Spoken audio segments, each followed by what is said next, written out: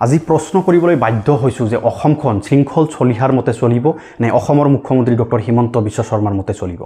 অসমখন অশান্ত কৰাৰ কাৰণে শৃংখল চলিহা বাৰে বাৰে উচতনিমূলক বক্তব্য প্ৰদান কৰি আহিছে আৰু এই ক্ষেত্ৰত আমাৰ সন্দেহ হৈছে যে অসমৰ মুখ্যমন্ত্ৰী ডক্টৰ হিমন্ত বিশ্ব শৰ্মা ডাঙৰীয়াই শৃংখল চলিহাক ৰক্ষণাবেক্ষণা দি আছে।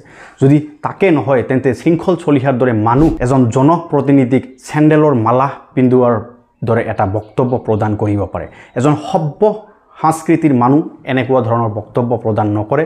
এজন সুস্থ মস্তিষ্কৰ মানুহ কেতিয়াও এনে ধৰণৰ বক্তব্য প্ৰদান নকৰে। আমি স্পষ্ট হৈ পৰিছোঁ যে শৃংখল চলিহা নামৰ মানুহজন আচলতে মানসিক ৰোগত আক্ৰান্ত হৈছে। যদি তাকে নহয় তেন্তে ৰাইজে নিৰ্বাচিত কৰা এজন জনপ্ৰতিনিধিক এনেকুৱা এটা বক্তব্য প্ৰদান কৰি সেও প্ৰতিপন্ন কৰিব নোৱাৰে। আৰু তেখেত যি অপেন চেলেঞ্জ কৰিছে যে শিৱসাগৰত আহিলে তেখেতক চেণ্ডেলৰ মালা পিন্ধোৱা হ'ব। এজন